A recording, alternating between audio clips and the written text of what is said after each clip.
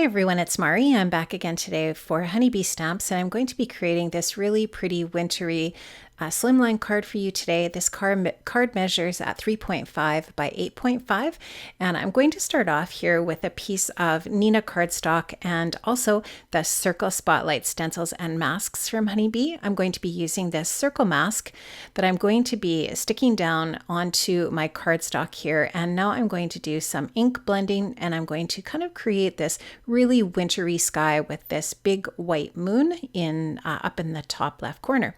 I'm blending on some Distress Oxide ink in Speckled Egg to start with, using my Honeybee blending brush. And I've used some Sizzix sticky grid just to keep my paper stuck to my glass mat here. Now I'm also going to be using these really cool stencils called the Winter Wonder Background Stencils.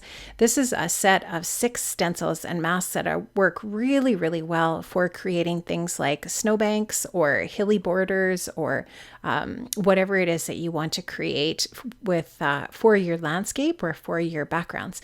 Now I'm just taking some of these here. You can see that I just trimmed them out from these stencil sets, and I'm just going to create a variety of different shapes of snowbanks for the bottom portion of my scene here.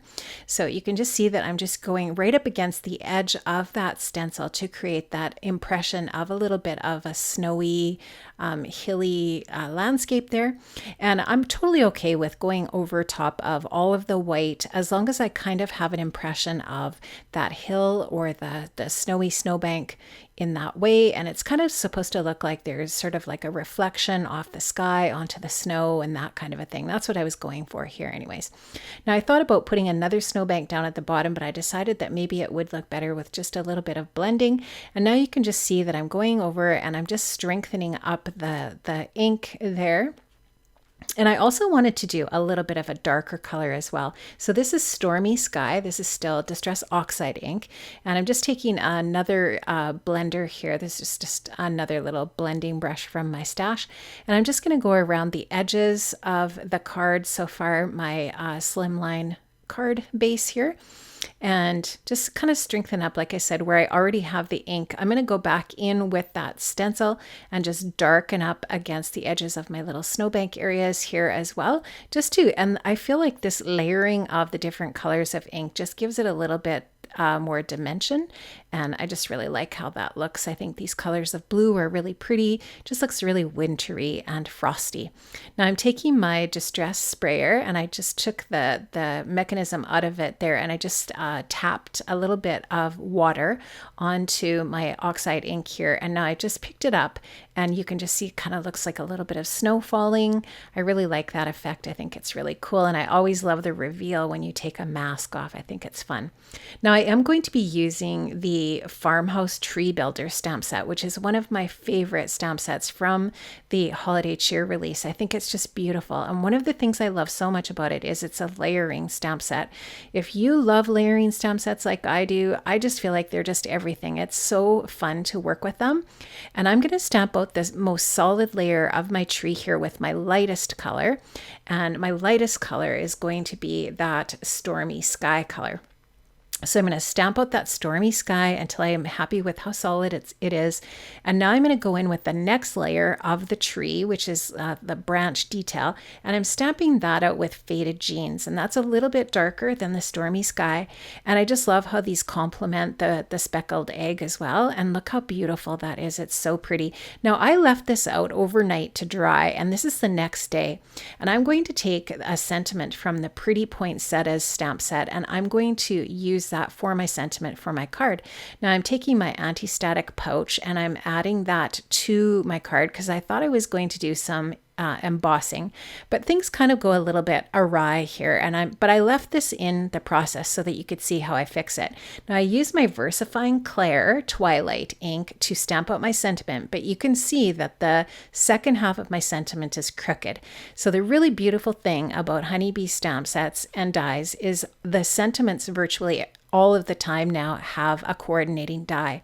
So I took the coordinating die for the Merry and Bright sentiment. I stamped the sentiment out again. You can see that I heat embossed it with some clear heat embossing powder over top just to give it a little bit of sparkle and shine. And now I've popped it up with some foam and I put it right over top of where I stamped the other sentiment, Merry and Bright, that was crooked. So I fixed it. It's all good. Now, here you can just see I'm taking the last layer of my farmhouse tree builder set and I'm going to emboss my little stars over top of my tree. I'm going to treat that with my anti-static powder tool again so that my embossing powder only sticks to the ink and not to my paper. And I'm just going to stamp out some embossing ink over top of or onto my tree with that stamp. And I'm going to put some silver embossing powder over top of that embossing ink. That really sticky ink allows that embossing powder to stick to it only when you use that anti-static powder tool. And then you heat it up and melt it with your embossing gun. Now I'm going to be using the Slim Line Thin Frames dies to create a frame for my card. I just want to show you here how pretty that silver embossing is. Isn't that gorgeous? I love it. It turned out so nice. And now I'm going to use that frame that I cut from some silver glitter paper as a little frame around my edge of my card. And I'm just going to leave a margin. So I chose the size of frame from all of the frames that I cut so that there's a little bit of a nice margin all the way around the outside edge of my card, and I really like how that finishes it off. Now I'm going to take some silver stickles and I'm going to add those to the background. I just felt like the card needs something else, right? It would have been pretty like this, just the way that it is, but I also feel like it could use a little bit of extra bling. So I'm going to add some silver stickles, like I said, here and there. And now I'm also going to add some sequins. Now, there are a bunch of sequin mixes in the Honeybee shop that are perfect for this. There's some that have snowflakes, and there's just all kinds of really fun sequins in the Honeybee shop. And I'm going to link a bunch of them up in the description box below.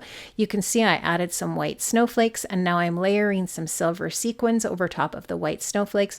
I've also got some tiny little silver stars that I'm adding, and I just love how this just finishes off my card perfectly, and it just is so pretty when it's finished. I just kind of, when I was done this today, I just sat and looked at it and thought, ooh, it's a good day. It's totally worth the big mess that's in my craft room at the end of this process.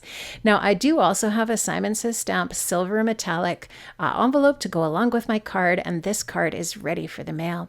Thanks so much for stopping by today. Don't forget to check the description box below for links to all of the products that I used today. Have an amazing day. Stay healthy, stay safe, and I'll see you here next week. Bye-bye.